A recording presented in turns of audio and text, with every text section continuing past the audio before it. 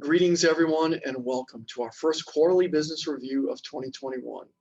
Let me get started by first thanking everyone once again for all of your hard work and dedication throughout the pandemic. It hasn't been easy, but the Lincoln team has pulled together, and I'm very proud and appreciative of everyone's efforts during this very difficult time period. Now, as you're about to see in some upcoming slides, we've had a great start to the year, a very strong first quarter, and a lot of positive momentum heading into the second quarter and into the rest of the year. So, without further ado, let's jump right into our first quarter performance. Okay, so here are the topics I'll be covering today. I will start with a first quarter overview of our performance in EH&S, and then move on to our plant scorecard performance, financial performance, and then I'll do a quick HR update. And finally, I will close with some finishing comments. All right, so before we get into our performance in EH&S, I want to talk a little bit about the rattlesnake safety campaign. So many of you may recall that during the August timeframe of last year, we had a couple of unfortunate accidents on the floor. Both were very preventable, and during the safety stand-down meetings that I held during that time frame, made the analogy comparing a hazard on the manufacturing floor to a rattlesnake. And so when you think about a rattlesnake, obviously you would never engage with a rattlesnake, and the message to everyone then, as it is now, is to not engage with any hazards on the manufacturing floor. The policy and procedure that applies here falls under the acronym of STP. STP stands for Stop, Think, Proceed. And the first step to that is to stop. And so that is what I am asking everyone to do, is to stop when you come across a hazard. Do not engage, contact your supervisor. And so as part of this campaign, we've had a whole bunch of signs placed throughout the plant. We're going to get some banners to help keep the message in front of everyone. And we've also had these very nice t-shirts made up with the rattlesnake insignia on the front and the back. Okay, and so if you report a loose coil near miss or any other qualified near miss, you will earn a rattlesnake t-shirt. Okay, and you can see that so far this year we're doing very well with this. For all of 2020, we had 92 near misses reported for the year, and we're at a rate of about 9 or 10 a month, so we should be able to surpass the 92 that we had in 2020. And a near miss report, look at a near miss report as a way to avoid an accident in the future. That's why near miss reporting is so important. When you report a near miss, what you're doing is you're giving us a chance to put the controls in place so that that near miss doesn't become an accident at some point. So near miss reporting is very, very important. Please keep the near miss reports coming. Okay, so first quarter ORIR and ERIR, that's our OSHA and environmental recording rates, and we're doing excellent in both areas. We are at 0, no recordables for the first quarter of 2021, and same with ERIR, we have no environmental reportables in the first quarter of the year, so that number is 0 as well. So a lower number is obviously better here. And you can see we were making nice progress, a really nice trend down with ORIR. And then we bumped up in 2020. And what I'd love to see here is get this number down to 0. We go a full year with no accidents. That would be a tremendous achievement for the plant. And that's got to be the goal of everyone. Everyone that works here, when you come in the morning, afternoon, or in the evening, the goal is to leave here unharmed, okay? You should leave here in the same condition, if not better, than when you came in the morning, all right? So safety has got to be your #1 priority. Um, Everyone's heard me say this many, many times. Please make this your number one priority when you come to work every day.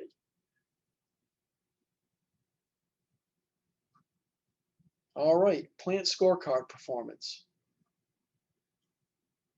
So as with previous meetings, you've heard me talk about this table and the color coding. Green is good and red is not so good.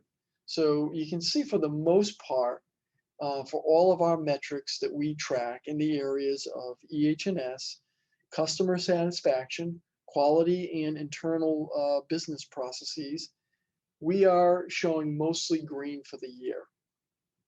There's a couple of reds here. This is the year-to-date column for the first quarter of the year.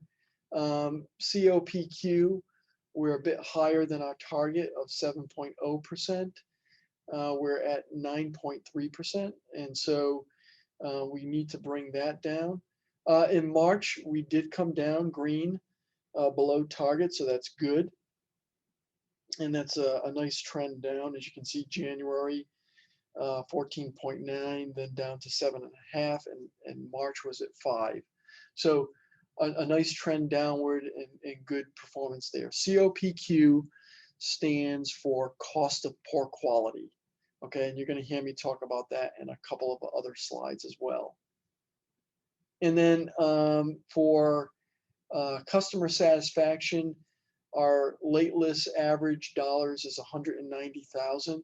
Now, January, we had really good performance. February as well, we were down well below our target, but March spiked up, and that's what's driving this number to red. Okay, so between the late list and cost of poor quality, a couple of metrics that are in the red, but I know that we can drive those back down to green. And you can see every other metric here is in the green. So excellent performance all around, near misreporting. Obviously talked about that in the previous slide. But a lot of nice work here with PMO, that's our cost savings on average, $328,000 a month versus 2020 for the first quarter of the year. So that's great performance there.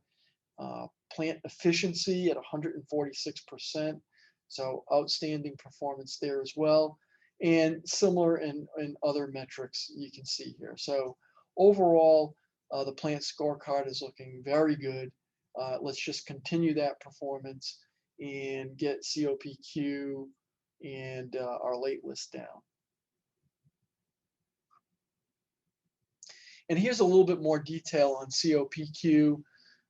For the month of March, which was our best month, dollars for the month came in at $275,000.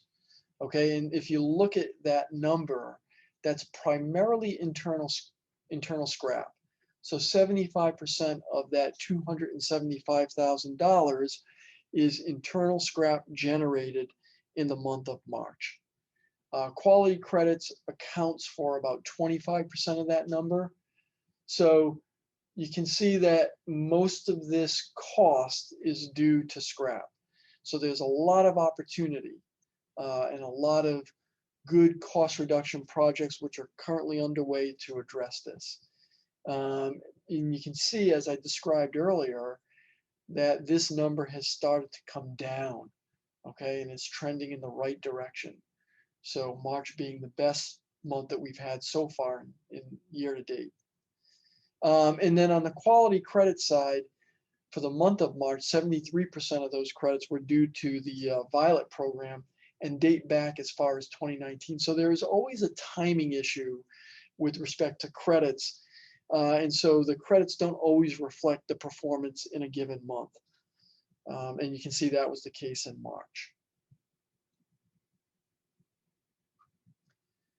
On the quality project front, there is a major project that Amanda LaFond is spearheading for us, and this is the implementation of a quality management system, which this would be the first time ever for the Lincoln site, and the system is called ETQ. So Amanda has been working diligently on this throughout the first quarter. The first modules are planned to be implemented by the end of Q2. This will give us major improvement in the area of document control. Work instructions will no longer reside on the intranet. This will improve our ability to train folks and will give us the ability to standardize the trainings across departments. And also will offer improved corrective action reporting. So a lot of good work has already gone into this, and I would implore everyone to please work with Amanda and support Amanda as ETQ begins to roll out. This will be a tremendous benefit to the Lincoln site in 2021 and beyond. Okay, with that, let's move on to our first quarter financial performance. All right, lots to unpack on this slide, which summarizes our first quarter financial performance. The first number I want to bring everyone's attention to is right here. This is our first quarter VA sales. We came in at 20.5 million. The plan was about 18.5 million, so 2 million above plan. Great job in getting 20.5 million in VA sales out the door in the first quarter of the year. To put that in perspective, in 2020, we had a record-breaking year, 51 million in VA sales for the Lincoln site. Well, at this pace, it goes without saying we are going to absolutely blow away that record. We're on pace for over 80 million in VA sales. We're probably going to come in closer to 90 million per the forecast. But this is an excellent job by everyone getting this product out the door. So that is the highlight on this slide. Now, if we look at some of the other financial results from the first quarter, everything is still looking good here. The standard margin was at 6.8 million versus the plan of 6.5 million. On a percentage basis, that's 33.4% of VA sales. However, you can see that there is some erosion in our actual margin, which came in at 4.7 million, again, ahead of plan, but as a percentage of VA sales, that's 23.1%, or about 10 percentage points below standard. And on a dollar basis, about 2.1 million of opportunity lost in the first quarter of the year. Okay, so we need to bridge this gap, get our actual margin closer to standard. You're probably asking yourself, what drives that? The primary driver for that erosion is production order variances, negative production order variances. That is when we scrap too much metal. So a lot of these things are tied back to metrics that I talked about earlier, like COPQ. Right? Cost of poor quality is primarily driven by internal scrap. Well, when you look at the erosion in margin, that also is driven by internal scrap. And the one program that has shown a lot of improvement over 2020, but still we're not where we need to be, is Dovetail. So most of this erosion in margin is due to Dovetail. But the team is working really hard and working on a lot of great projects to turn that around. And I am very confident in the Dovetail team to bring the margin performance up and get our percent VA in line with standard and get back this 2 million or so every quarter that we potentially will lose if we don't fix a lot of the problems in Dovetail. But I have every confidence in the team to be able to do that. So overall, the financial performance in the first quarter was very good, especially in getting this much product out the door. We're going to have to repeat that performance in the remaining 3 quarters of the year because the forecast, if anything, is going up. So that's why you see as much hiring as we're doing.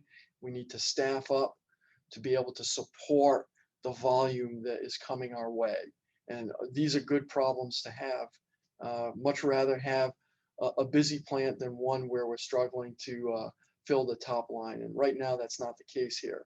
Great top line performance, still some room to improve with margin performance. But again, a lot of good work is already underway, primarily in Dovetail, to bridge this gap. Okay, with that, I'm going to move on to an HR update for 2021. Okay, let's start with our COVID vaccination rate. Here you see our tracker, how we're doing. So far, we're at 33% fully vaccinated to date. And so that's really good start. Need these numbers to come up. And as a reminder, when you turn in a copy of your completed vaccination card, you receive a $100 gift card. So please, I implore everyone to get your shots, do it for yourself, do it for your family, and do it for your colleagues here at the Lincoln site. Need to get this vaccination rate up to, at a minimum, 75 to 80%, so that we can begin to come out of the restrictions that we've been working under. So I know everyone's looking forward to that day. So please, let's get this vaccination rate up now that vaccines are widely available to everyone. All right, I'm going to spend some time going over the hourly and salary non-exempt incentive plan, which has just recently been refreshed. A couple of things to focus on here. What the point of the refresh is to simplify and standardize the plan. As the plan is now being rolled out, it's more consistent across all Massoyan facilities. I'll be going over that in a minute. And it's much more simplified than it has been in previous years. Also, greater bonus opportunity tied to business growth. Again, you'll see that in a moment. And it considers personal, plant, and business unit performance, separates the personal performance and safety performance from the plant and business unit performance. Okay, and this is a plan that will be communicating on a regular basis. So everyone will be able to see how they're doing relative to the plan as you look at the plant scorecard, and I'll go over that also in a minute.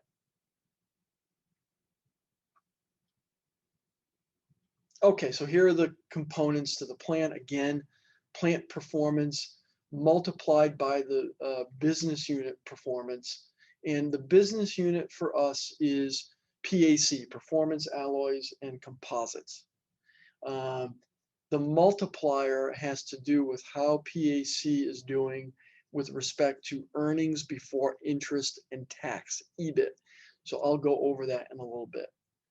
The personal performance, again, is comprised of your own personal rating and also how you did relative to safety for the year. And when you add these two up, you get to the total percent payment. Okay, so said another way, here's the plant performance times the multiplier plus the personal performance, the total percent payout. All right, what's new? The opportunity is now increased from 7.5% to 8%. There are two metrics for plant performance. Those two metrics are cost of poor quality and on-time delivery. This is the same throughout all of Massoyan. This has been standardized. So all Massoyan sites are using cost of poor quality and on-time delivery. And you've heard me talk about, in particular, cost of poor quality. So that same metric will have an impact on the incentive compensation and your opportunity for a bonus at the end of the year. All right, and the multiplier again is based on the business unit performance, and that's PAC for this for the Lincoln site. And what is staying the same? The personal performance component is the same. It's based on your own rating and also your safety performance throughout the year. Okay, and again, these two ratings are based on your performance and are independent of the business unit performance. Okay, this is a very busy slide. I don't want you to get too hung up on this, but what I want to point out on here are the two metrics that apply to this site and all of Materion: on-time delivery and cost of poor quality. Okay, so when you look at Lincoln, the target for on-time delivery is 88%. And I'm happy to report that right now we're blowing away the target. We're past max. We're about 92% year to date. So that would max out this. That would max out this percentage to 1.5% on-time delivery. However, on the flip side, as I've described previous to this slide, we've been struggling with cost of poor quality. That is primarily driven by internal scrap, and that's driven primarily at this point by dovetail performance, okay? And again, dovetail performance is improving, and I have every confidence in the team to continue to make those improvements. But right now, if you take a look at a snapshot in time, the target is 7%, and right now we're at about 9.5%. So there would be a 0% payout if we look at it at this point in time. Okay. However, again, every confidence that we can improve there. A lot of activities and projects are underway, and if we can get our cost of poor quality, reduce our scrap, and reduce this percentage down to 5% or less, we will max out the plan at 1.5%. Okay, and then these two additive get multiplied by the PAC multiplier, for which is related to EBIT performance, earnings before interest and tax, which fully expecting to see that number to be above target for the year. Okay, and then the additive portion is the personal performance, which is your own personal rating and how you do this year relative to safety. And when you add these two up, you get to your total bonus payment. All right, again, a busy slide. Let's not get too hung up. What I want to talk about here is that Bill will be sending out a spreadsheet which will allow you to every month go in and put in our OTD performance and that percentage and COPQ year-to-date performance, and take a look at how the incentive compensation plan is looking year-to-date. Okay, so you're going to be able to do this month after month, and you'll know exactly where the bonus plan stands and what percent payout you're looking at after every given month. Okay, and in this example that is laid out here, the percent payout is 4.5% roughly.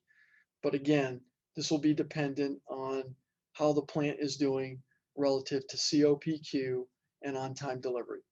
Now, if you have any questions on any of this as this rolls out, and you have the spreadsheet from Bill, please see Bill or see your area manager, and this will help you to understand how to use this, and it'll allow you to focus in on the plant scorecard, pull those metrics out, and immediately determine where you stand in terms of incentive compensation.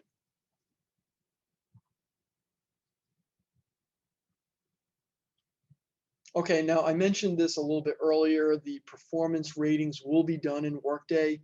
This has always been the case for salary folks, and this is new for hourly employees and salary non-exempt. Okay, so more details will be coming on this mid-year. All right, in summary, so the 2021 hourly and salary non-exempt plan is being refreshed. It will be based on plant performance, that's the Lincoln site, business unit performance, that's PAC, and personal performance, which is independent of these two.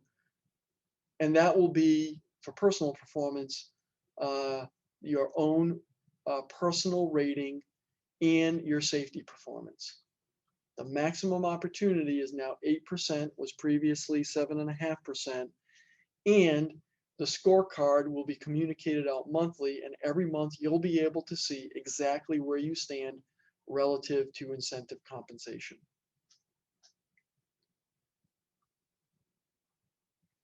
All right, I'm gonna finish with leading the way. This is my last slide. This is a brand new supervisor training program, first of its kind that's being rolled out throughout Massoyan.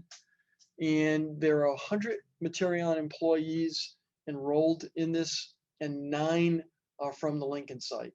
So 9 supervisors from MTM attending the 6-session course, and this will continue throughout the year, throughout October.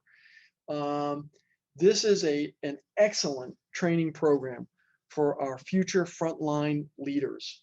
And this will extend beyond the 9 supervisors that are currently involved in the program, enrolled in the program. We'll be going beyond that and training more people. And so there's going to be more to come on this. But this is a great program, again, first of its kind. And I want to finish this slide with a quick shout out to Sue Snook.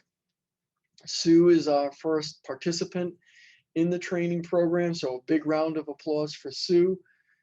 Sue has always led the way for the Lincoln site with respect to charitable drives and our relationship to the community. So it's only fitting that she should be the first participant in this program. So thank you very much, Sue, for leading the way here at the Lincoln site. Okay, with that, I will finish with some closing comments. So as you can see, we're off to a great start, a fantastic first quarter, and a lot of positive momentum to build on for the rest of 2021. Now, hopefully, my second quarter review will be live and in person in the cafeteria, and I'll have even better news to share with everyone at that time. But in the meantime, everyone, please stay safe, keep up the great work, and let's continue to make 2021 a record-breaking year for Massoyan's Lincoln site. Thank you for listening in today, everyone, and have a great day.